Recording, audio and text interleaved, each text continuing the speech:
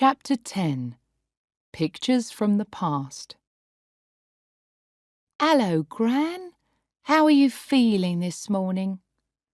Cindy put a mug of tea down on her grandmother's bedside table. "Here's your tea.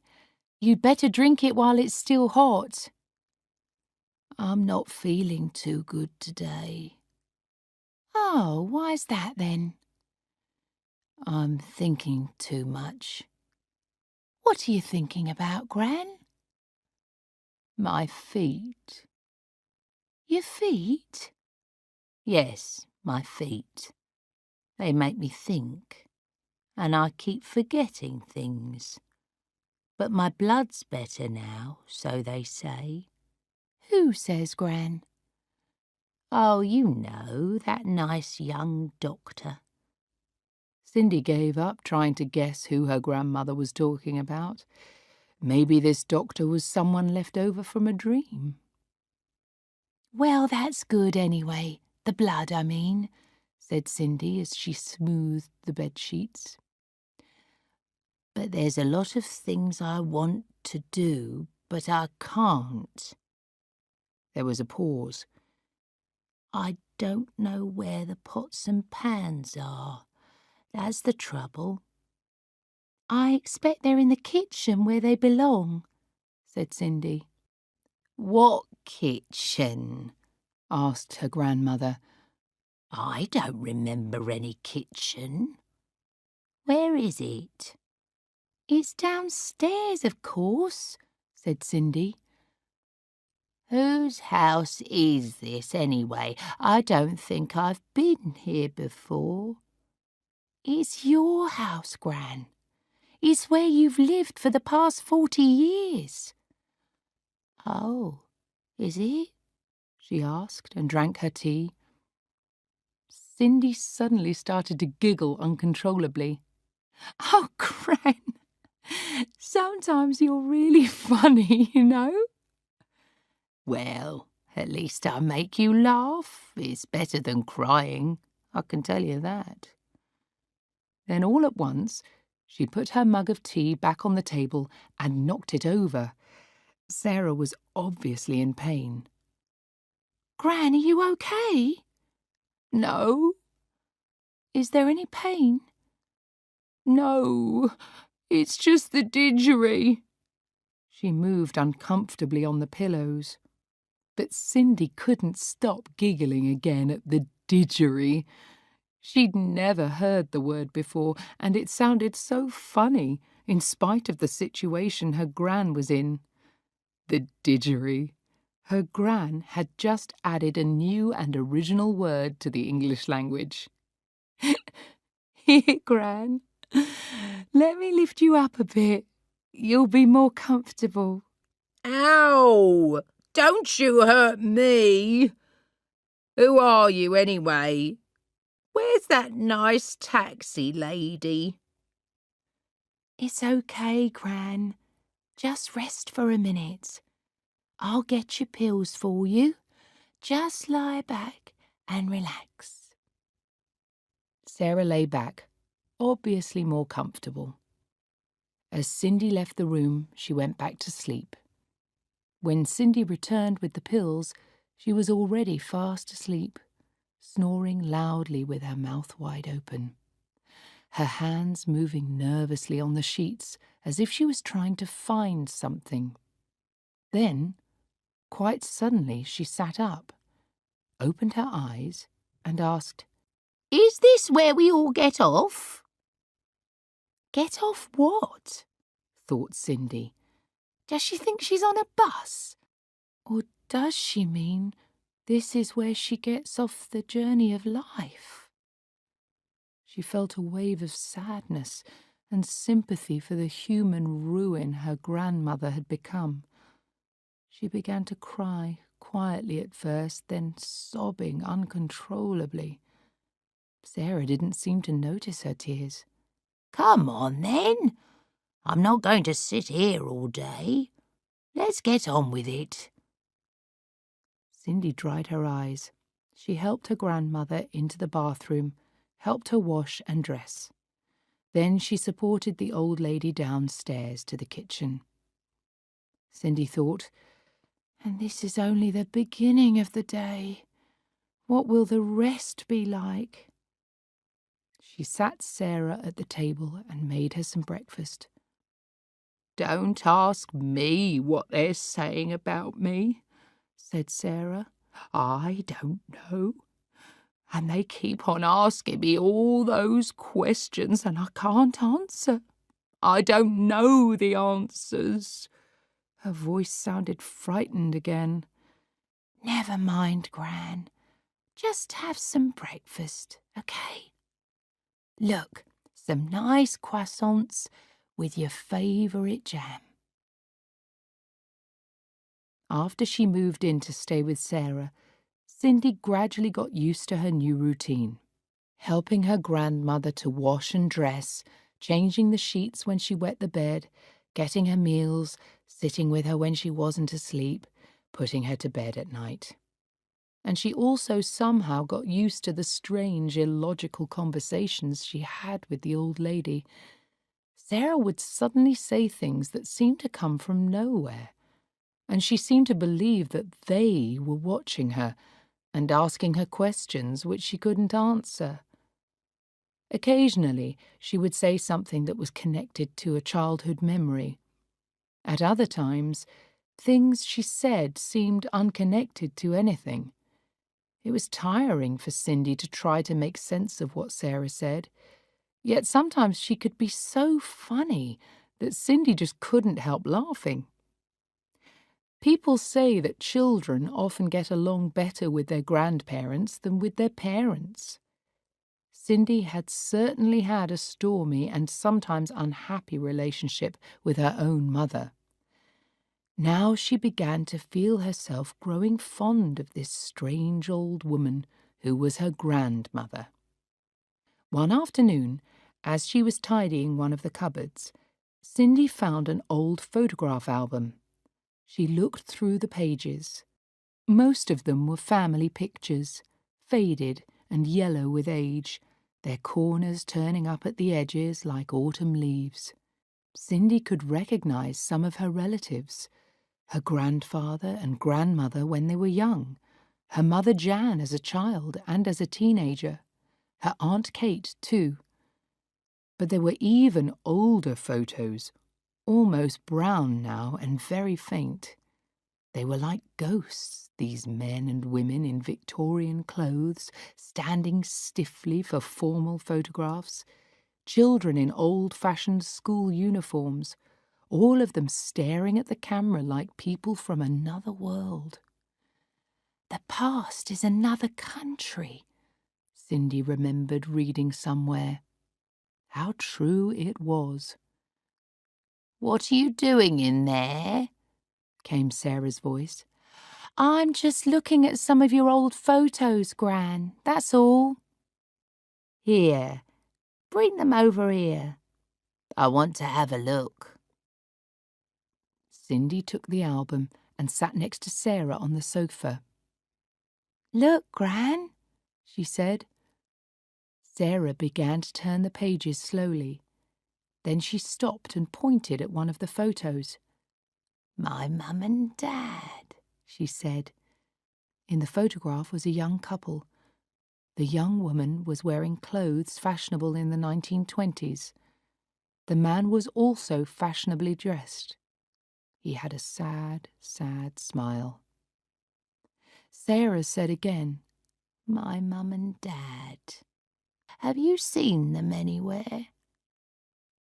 Cindy didn't answer the question. Instead, she pointed to another photo. This one showed a very young couple standing either side of a table with a pot plant on it. The man was wearing a soldier's uniform. The woman looked young enough to be a schoolgirl. "That's my mum and dad," repeated Sarah again. This time she sounded really excited.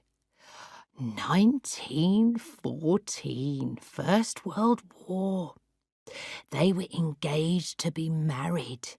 My dad went to the war. He went to the Great War." She found another photo. This was a wedding photo.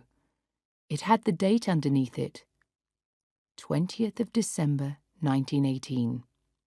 Again, Sarah pointed, and once more said excitedly, "My mum and dad! It's their wedding! But I wasn't there." "I should hope not," said Cindy with a smile. "My dad was lucky. He came back. But he had something wrong with him. They called it shell shock. He couldn't work properly after that, my poor dad." Cindy pointed at another photo, a woman with a baby. "That's my mum and my little brother Tom," said Sarah. "You had a brother?" asked Cindy. "I didn't know that." "He died when he was 1, said Sarah. "Died of flu." "When were you born, Gran?" asked Cindy. "Is this you?" She pointed to another baby picture. "That's me. That's me," said Sarah. "Born in 1924. 20th of May, 1924. That's my birthday. Mustn't forget my birthday. Name, Sarah Morton. Address, 11 Spring Grove, Lewisham, South London. Always remember your address," my mum said, "in case you get lost, and then you can tell the policeman." Cindy realized that somehow the old photos had opened a window into Sarah's memory. She had spoken sensibly for once. Cindy now felt sure that something of her grandmother remained. Somewhere inside that old, weak body, there was still a real person, but only just, and only sometimes. By the time Jan arrived, a few minutes later, the window into Sarah's memory had already closed. Sarah looked at Jan and said to Cindy, "Who's that?" "It's your daughter, Jan," said Cindy. "What's she come here for?" said Sarah. "She's come to see you, Gran." "Well, she'd better have a good look then, hadn't she?" said Sarah loudly. Both Jan and Cindy exploded in laughter.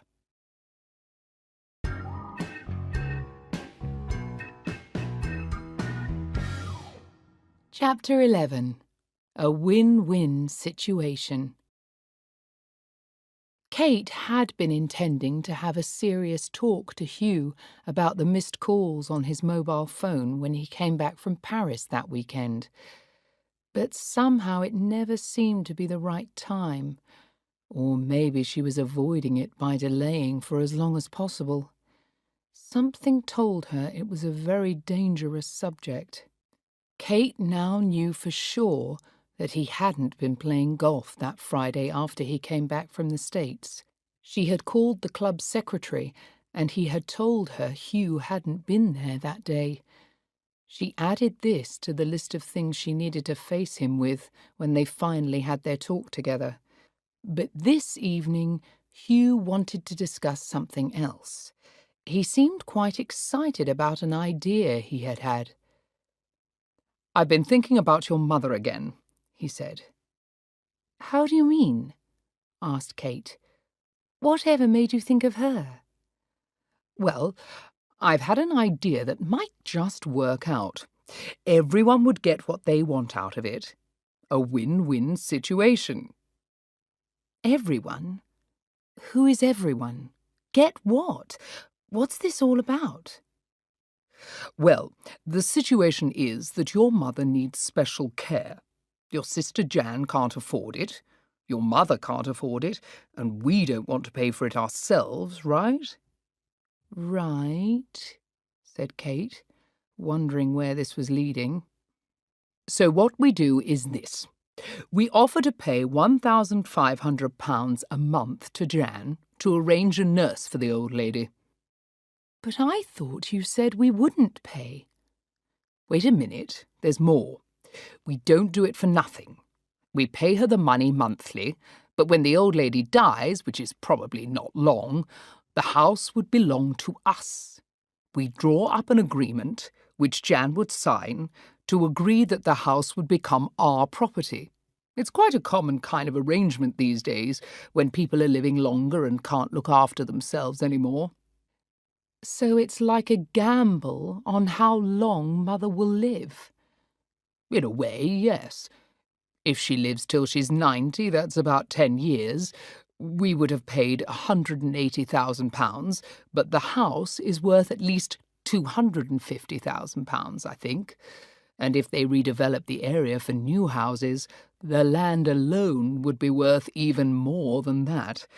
So we would make at least £70,000 if she lives to be 90, but I'm sure she won't live that long. Just think, if she only lived for another year, we'd make over £150,000. It's a fantastic opportunity for us, and it solves Jan's problem too. Everyone wins. It's a win-win situation. My God! Are you serious? Said Kate. But she could see from the look on Hugh's face that he really was. Of course I'm serious. But when Mother dies, we might get the house anyway. I can't see the point of spending money now. Your mother is a crazy old woman. Who knows who she'll leave the house to? This is one way to make sure of it. And let's face it, she's not likely to live for much longer, so we won't have spent much anyway. When he had started talking about her mother's death in terms of the money they might get from it, Kate had felt at first that it was wrong. How could they use the situation to make more money for themselves? But then she started to think it wasn't such a bad idea. After all, without their money, Jan would be stuck with Mother till she died. Maybe it looked bad to make money like this, but as Hugh said, in a way, it was a win-win situation. For once, it would be a bet they were sure to win. And it was a way to make sure their mother's house came to them. She had no idea what was in her mother's will. It was in an envelope at the solicitor's office and would only be opened after she died. Suppose her mother had left the house to Jan, or Cindy, or the Battersea Dogs Home. Anything was possible. But if they could get Jan to agree to this arrangement, it would be theirs anyway. "Let me think about it," she said. "Maybe I'll call Jan tomorrow and arrange to go and see her. If she's still speaking to me, that is."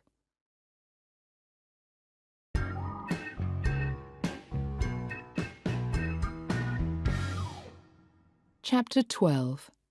Planning an Outing. A week had gone by, and it was Sunday again. Jan was sitting with Cindy in Sarah's kitchen after lunch. Sarah was asleep upstairs. "How are you getting on, then?" asked Jan. "Well, I think it's the most tiring thing I've ever done. You know what Gran's like. One minute she knows who you are, the next minute she doesn't recognise you, and she swings between saying all those crazy things with no connection to anything, and moments when she says something totally sensible. Of course, there are still times when I feel like killing her, but I'm getting to like her a lot, actually, and sometimes she says things that make me fall about laughing. She's so funny. I told you about the didgeridoo, didn't I? Well, every so often she comes out with something like that. Last night, I was trying to help her into bed.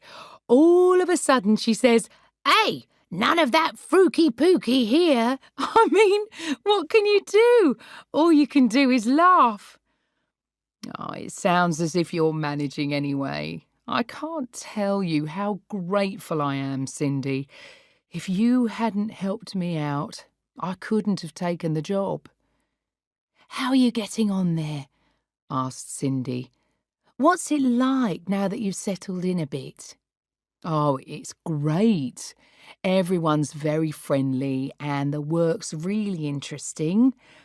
And my boss is nice and very good looking too. I think he likes me.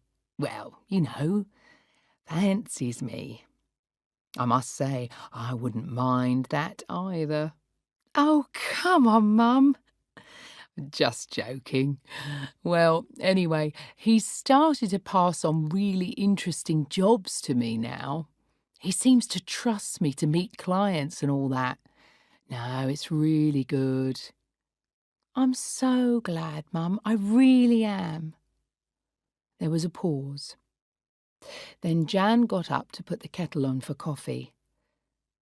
I'm sorry I've been so busy with my new job that I haven't had time to help out with your grandmother. I'll stay with her tonight, though, if you want a break. And I can be with her the whole of next weekend, if you like. It's her birthday on Sunday. That's okay, Mum, said Cindy. I don't mind. I don't feel like going out tonight anyway. But it might be nice to get out next weekend. Thanks. But if it's her birthday, I might stay around anyway. Jan made coffee, real coffee, this time. Thinking of the coffee reminded her of Kate. She sighed.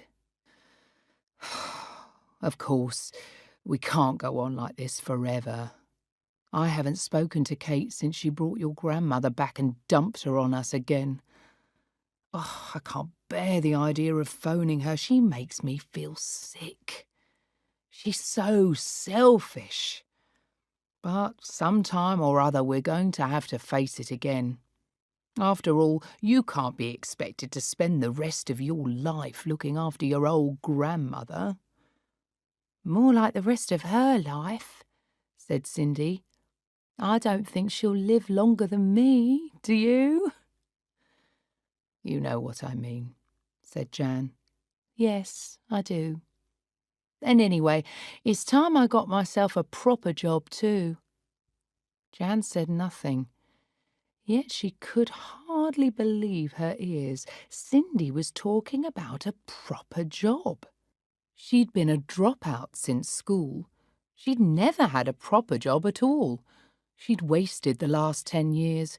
She'd been on drugs, slept rough on the streets in London, been involved with some criminal characters, had an abortion when one of them made her pregnant, everything you could think of. But it seemed as if she might be changing.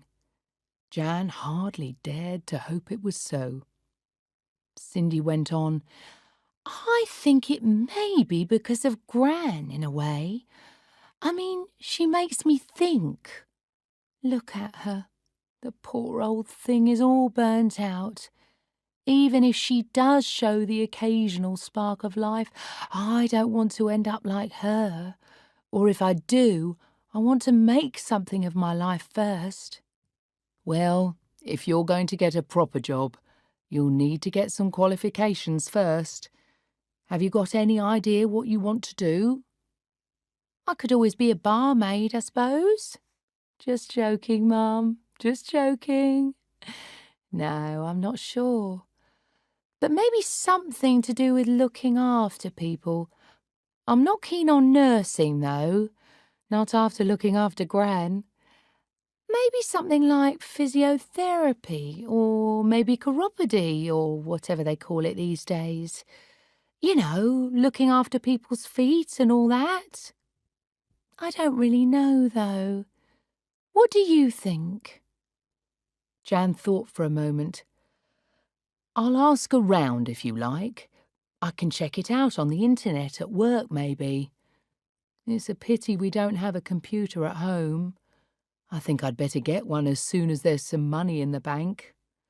Maybe you could ask around too. There's a chiropodist's in the High Street. Maybe they could advise you about training. Thanks, Mum. Yes, let's find out. But I can't really do anything till we sort out what to do about Gran. I know. We keep circling around the problem, and we always come back to the same place. If only my dear sister Kate had a tiny bit of kindness in her, we could easily sort it out. Just then, as if it had been listening to their conversation, the telephone rang. I'll get it, said Cindy. Hello? There was a pause. Oh, it's you. We were just talking about you. Another pause. OK, here she is. Cindy passed the phone to Jan. It's Kate. She wants to talk to you. Jan took the phone. Yes, what do you want? Kate's voice on the other end sounded uncertain. Jan, please, I was worried about you and about Mother. How is she? Is she all right? How dare you ask me that? You dumped her on the doorstep like a sack of potatoes and went back to your palace on the Thames. For God's sake, don't pretend you care about us or about her. You've got rid of her, that's all you care about. Jan, please listen. I'm really sorry about what happened. What's the point of being sorry? It doesn't help us. It doesn't help Mother either. Honestly, you're such a liar. If you're really so worried about her, why don't you do something to help? Jan, that's why I'm calling you. What do you mean?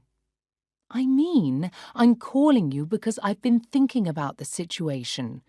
I'm really sorry for what I did, but it was an impossible situation. Please try to understand. Anyway, I think we may be able to help out with Mother. Oh, really? And how do you suggest you'll do that? Asked Jan bitterly. It's a bit complicated, Jan. I think I need to see you so that we can talk it through together. Can I come down to see you next weekend?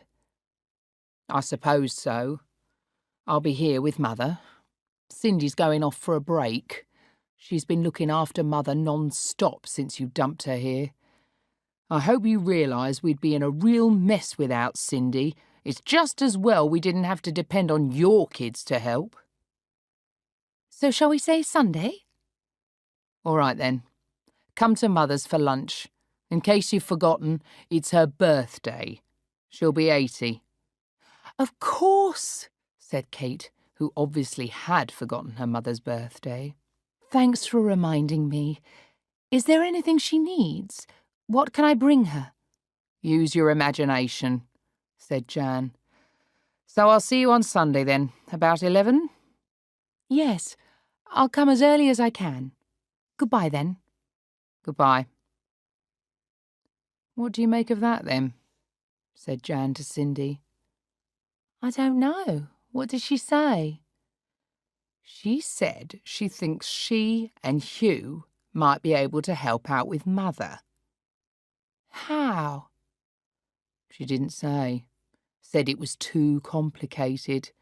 So she's coming down to see me on Sunday. You won't be here, so no need to worry. Selfish woman! Why can't she just say straight out what they want to do? What's so complicated about it? I don't know. I just hope it's real this time. Me too, said Cindy. But I've just had a brilliant idea for Gran's birthday present. I'll take her to the seaside for the day. It'll be fun for both of us, and I can always take some time off later. No way, said Jan. She can hardly walk, and she hasn't been out of the house for ages. All the more reason for taking her out then, isn't it? Said Cindy. I can borrow a wheelchair, and I'm sure my friend Sue will lend me her car just for a day. I'll take Gran down to Brighton. I know she used to like going there before when Grandad was still alive. It'll do her the world of good. And then you won't have to worry about having her around when Kate comes. Come on, Mum. It will really do her good. I don't know. Are you sure you can manage with her all by yourself? Of course I can, no problem at all. OK? So that's settled then. But what about Kate? If you take your grandmother out, she won't be able to see her when she comes on Sunday. Serves her right, said Cindy. It's about time that selfish woman was given some of her own medicine. She doesn't care about us, so why should we care about her? And so it was agreed that Cindy would drive Sarah to Brighton for the day on her 80th birthday.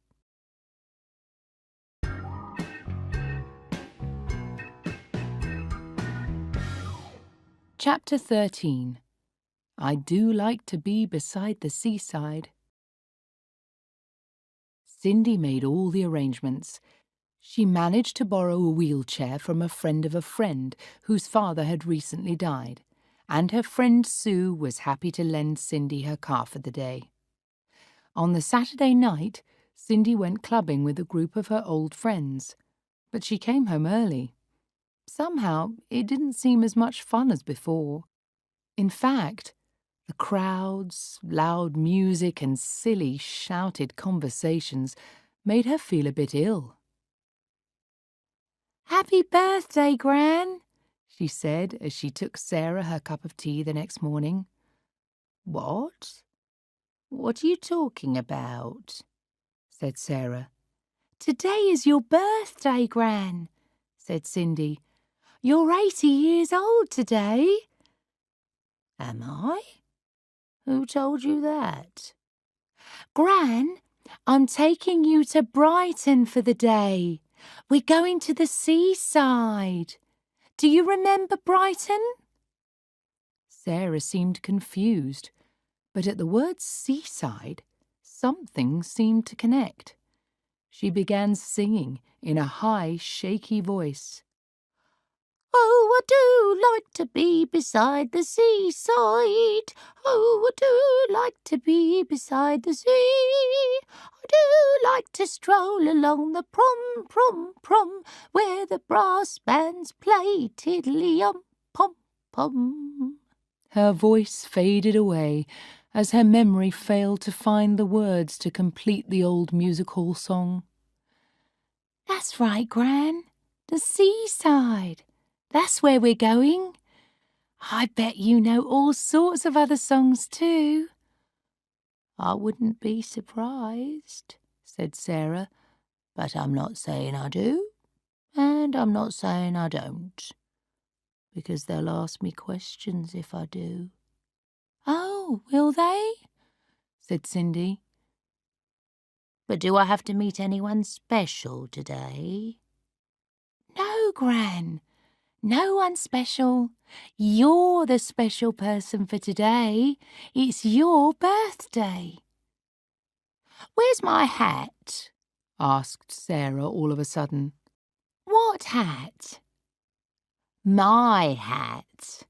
I can't go to the seaside without a hat, can I? I suppose not. I'll look in the wardrobe, said Cindy. Eventually she found an old straw hat with plastic fruit on it. Here you are, Gran, she said, and put it gently on Sarah's head. Sarah reached up immediately and changed the angle of the hat. Now she looked like one of those silent film actors from the 1920s. What about that then, eh? She asked as she looked at herself in the mirror. Again she broke into song in her strange high voice. Where did you get that hat? Where did you get that tile? Isn't it a knobby one and just the proper style? I should like to have one just the same as that. Where'er I go they shout, hello! Her voice faded away again. She sat silently, her eyes empty. It seemed as if she could only recover small pieces of memory from the web of words and pictures that crowded her mind. The amazing thing for Cindy was that she could still speak and use language. If she could remember how to speak, why couldn't she remember anything else properly? It was a puzzle for Cindy. She hadn't realized that the new words made up by Sarah, didgery, frooky pooky, and the rest, were the first signs that even her memory for words was slowly being destroyed. Sarah had by now fallen into another light sleep. When she woke a few minutes later, she asked, "Where are we? I don't remember this place.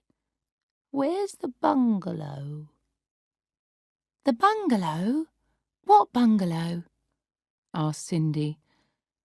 "Oh, you know. You think I'm stupid, but I'm not so stupid as you think. Do we have to do anything special today?" "Oh, come on, Gran. It's your birthday. We're going to Brighton. We're going to the seaside." "Oh, are we? Who told you that? I don't want to do anything wrong, you know. They'll be asking me all those questions again, and I don't know the answers." Sarah's eyes looked about the room suspiciously, as if looking for them. "It's your birthday, Gran. Let's have a good time, okay?" "Is my mother coming too? What about my dad?" Sarah looked upset and confused again. "Come on, Gran. Let's get you dressed. It's a lovely day. Look at the sunshine. It's a lovely May morning. Let's get on the road." Jan helped Cindy put Sarah into the car. By 11 o'clock, Cindy had arrived in Brighton. The sun was shining brightly, and the sea looked inviting. She parked the car not far from the seafront and took the wheelchair out of the car boot. Somehow she managed to half lift, half push Sarah into it. "Where are we?" asked Sarah nervously. "This is Brighton, Gran. We're at the seaside. Come on, let's go." And she began to push the wheelchair quickly down towards the pier. "Shall we go on the pier, Gran?" asked Cindy. Sarah's eyes suddenly brightened. "It's the seaside, it's the seaside," she kept repeating. There were already crowds of people walking along the seafront and sitting on the stony beach. English people are odd, thought Cindy. The minute the sun comes out, they take off their shirts and show their pale skin, even if the temperature is well below 15 degrees Celsius. And they become more open and start to talk more. As Cindy pushed the wheelchair through the crowds, people began to talk to Sarah. "Hello, dear. Going for a ride?" "Hello, sweetheart. Where did you get that hat?"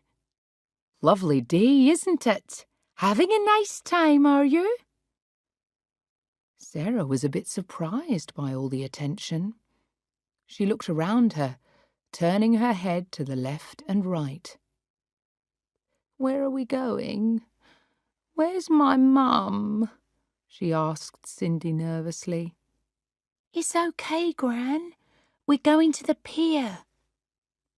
Brighton Pier sticks out into the sea like a bridge with no land at one end.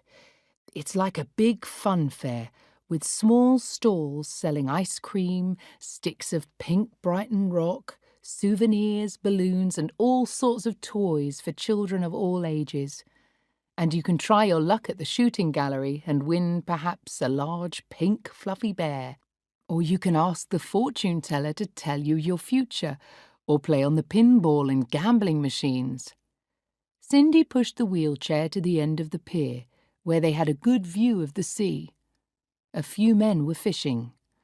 The sun was shining on the sea so brightly that it hurt Cindy's eyes. She put on her sunglasses. It was beginning to get quite hot.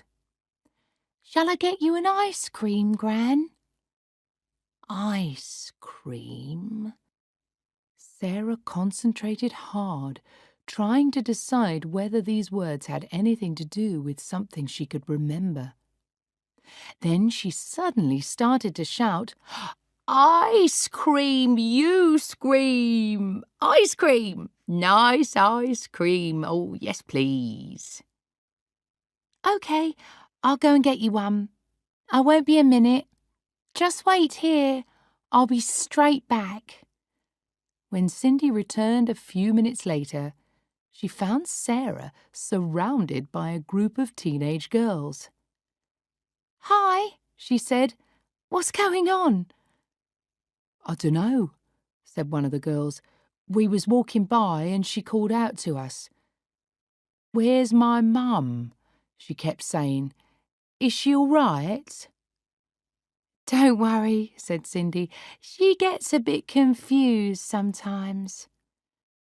Sarah, who had been staring out to sea, grabbed the ice cream from Cindy and started to lick it greedily, making loud noises with her tongue and lips. "She seems to be enjoying it," said another girl. "It's her birthday today," said Cindy. "She's 80. "Wow," said the first girl. 80. That's seriously old." "Come on," said the second girl. "Let's sing happy birthday. What's her name?" "Sarah," said Cindy. So the group of girls began to sing. "Happy birthday to you, happy birthday to you, happy birthday, dear Sarah, happy birthday to you." As they sang, more people gathered round, and some of them joined in the singing. They sang the song through again. Then they went on with, "For she's a jolly good fellow, for she's a jolly good fellow, for she's a jolly good fellow, and so say all of us." By now, a large crowd had gathered. Sarah, still wearing her old straw hat decorated with the plastic fruit, sat in her wheelchair like a queen on a throne. The ice cream was melting in the hot sun. She had ice cream all round her mouth, and it was running down her hand and onto her dress. "Careful, Gran. Watch out for the ice cream. Here, let me clean it up," said Cindy, trying to clean up the mess with some tissues. "Don't take my ice cream," shouted Sarah. "I know your tricks." The crowd started laughing good-humouredly. Sarah frowned at them. "Don't you laugh at me," she said. "I'll teach you a lesson you won't forget in a hurry." Then her mood changed again. "Thank you all so much for coming," she said in her best voice. "It's very good of you. I'd like to sing you a song, but I want you all to join in. Now, let's start. Ready?" And she began to sing. "All things bright and beautiful." A few of the older people in the crowd began to sing with her until almost everyone was taking part, even the ones who didn't know the words. "Now let's have another song," said Sarah when she came to the end, and she started again in her crazy high voice. "Oh, I do like to be beside the seaside."